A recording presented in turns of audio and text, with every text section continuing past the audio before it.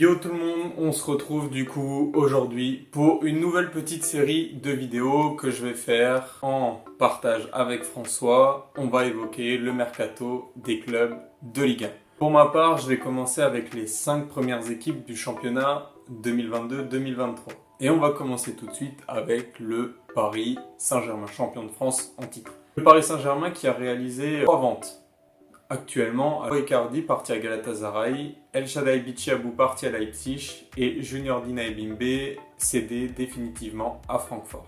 On a Messi qui est parti librement à Miami et Sergio Ramos qui n'a pas renouvelé son contrat. Un peu de flou avec l'affaire Kylian Mbappé. Récemment, il était annoncé qu'il réintégrait le groupe professionnel du PSG.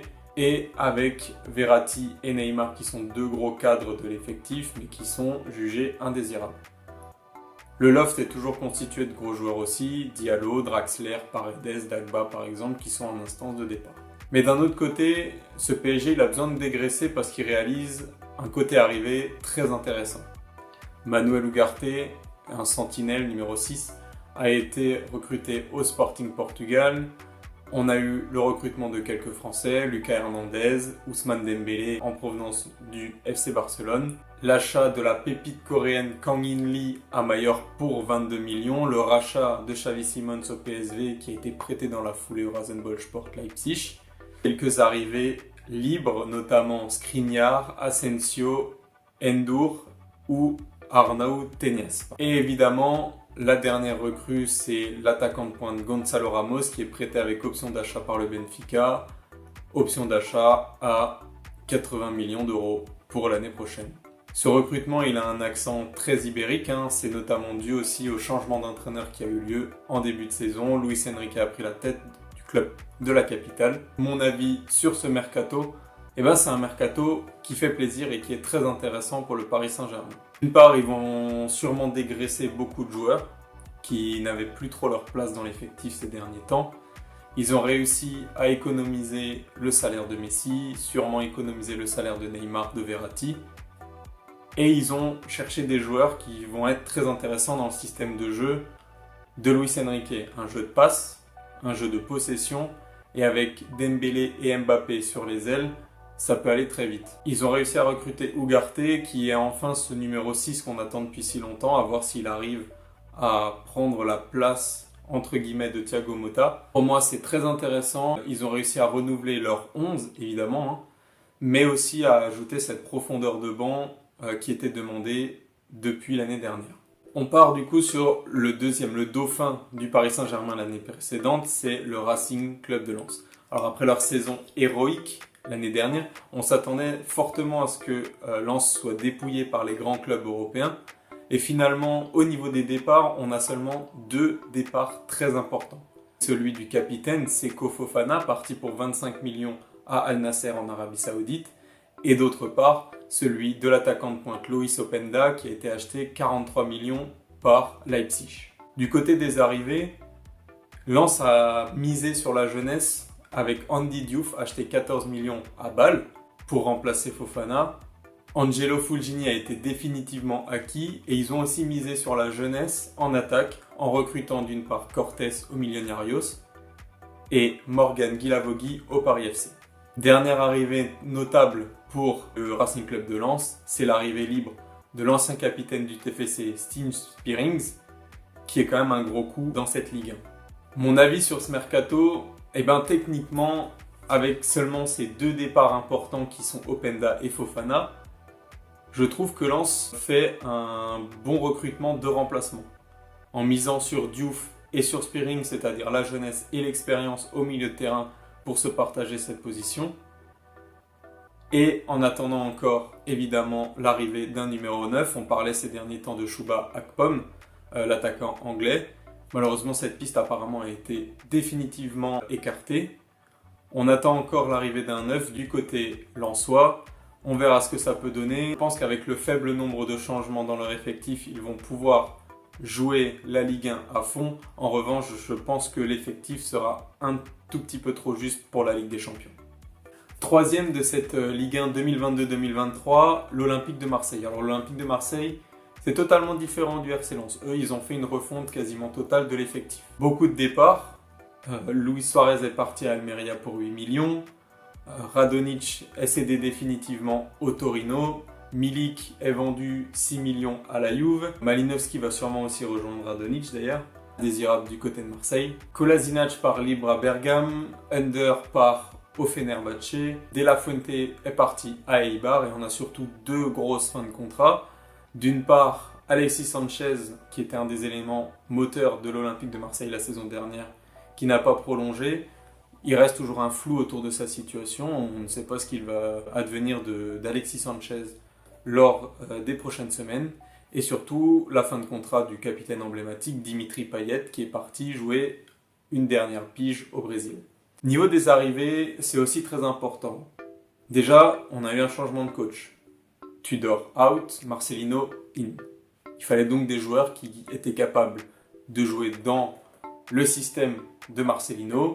Et pour cela, l'OM a misé sur les Sénégalais Iliman Ndiaye et Ismaïla Sarr en provenance de la Championship pour respectivement 17 et 13 millions d'euros.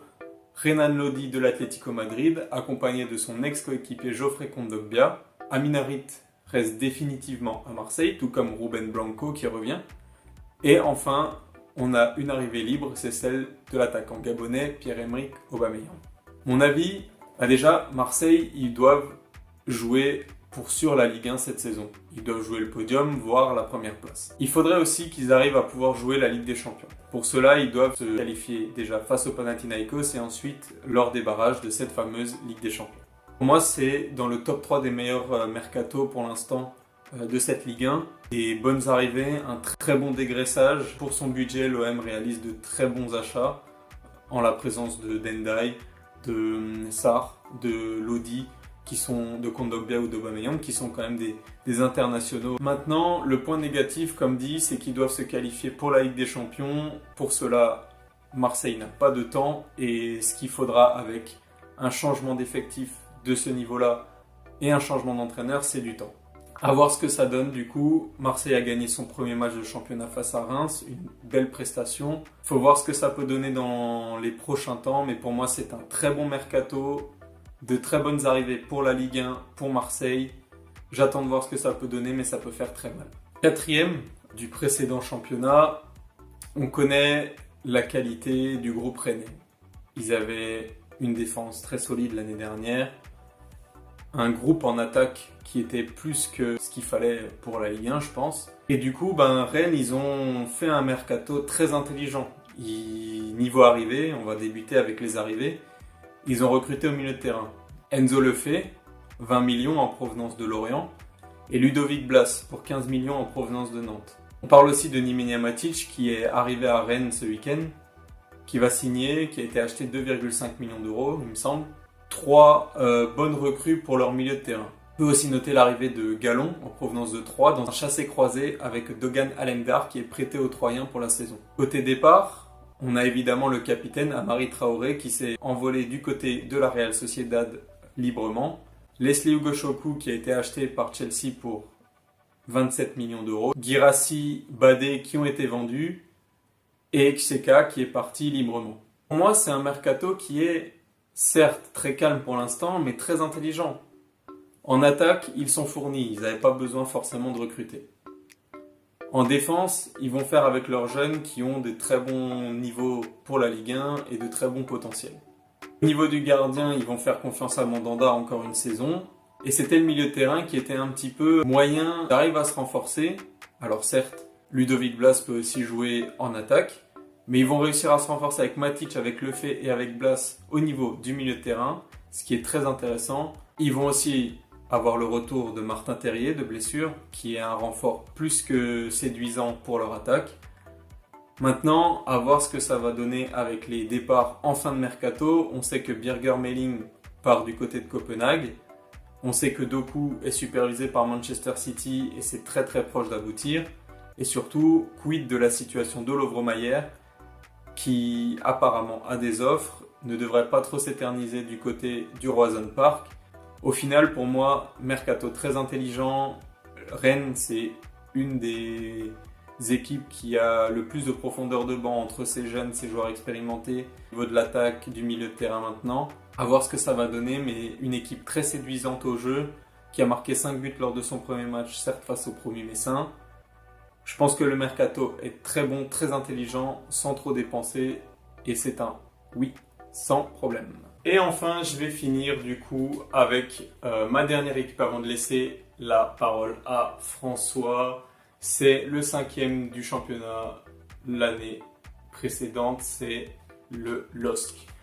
Alors à Lille, pour moi, c'est un cycle qui est renouvelé. Au niveau des départs, déjà, il y a Weah qui part à la Juve pour 11 millions. Et ensuite, il y a beaucoup de départs libres. Jonathan Bamba, Jonas Martin, Benoît Costil et José Fonte. Au niveau des arrivées, pas mal d'arrivées, un gros recrutement aussi côté lillois. Déjà, on a Haraldsson qui arrive en provenance de Copenhague pour 15 millions. Thiago Santos d'Estoril pour 6,5 millions. Miramon en provenance de Gimnasia La Plata pour 6 millions. Umtiti qui arrive librement après la fin de son aventure au FC Barcelone. Et plus récemment, on a aussi vu la signature d'Ivan Caballero en provenance de Fulham. Mon avis sur ce mercato, ma conclusion, c'est que la cellule de recrutement de Lille, elle, travaille très bien. Ils ont remarqué qu'il y avait beaucoup de joueurs qui étaient en fin de cycle. Jonathan Bamba, ça fait plusieurs temps qu'il n'est plus à son niveau. Fonte, il est sur une fin de carrière. Jonas Martin n'était plus au niveau de Lille non plus. Weah, c'était quand même assez compliqué. Et du coup, pour la plupart, ils les ont laissés partir libres. Et pour renouveler tout ça, ils ont misé d'une part sur la jeunesse à gros potentiel et à grosse valeur marchande, avec Haraldsson, avec Santos, avec Miramon par exemple. En plus des jeunes joueurs qu'ils ont déjà dans l'effectif, que ce soit Baleba, que ce soit Zegrova qui est maintenant un joueur confirmé. Et pour épauler tout ce petit beau monde assez jeune, ils ont aussi misé sur l'expérience de certains joueurs, par exemple Umtiti qui vient remplacer numériquement José Fonte, et Ivan Caballero qui vient aussi renforcer le secteur offensif. Jonathan David n'est pas parti, s'il reste ce sera un gros plus, mais pour moi Fonseca il a renforcé son équipe de manière très intéressante. Il a perdu des joueurs importants de la saison dernière, avec José Fonte, André Gomes par exemple. Mais il a réussi à les remplacer par des joueurs qui sont tout aussi intéressants et c'est sûr que Lille sera à nouveau cette saison une équipe qu'il faudra suivre à 100%. Voilà les gars, c'est tout pour moi du coup pour cette première partie. Je vais laisser François vous parler des 5 clubs qui suivent, donc de la 6e à la 10e place. Et puis nous, on se retrouvera pour le reste du championnat. Ciao!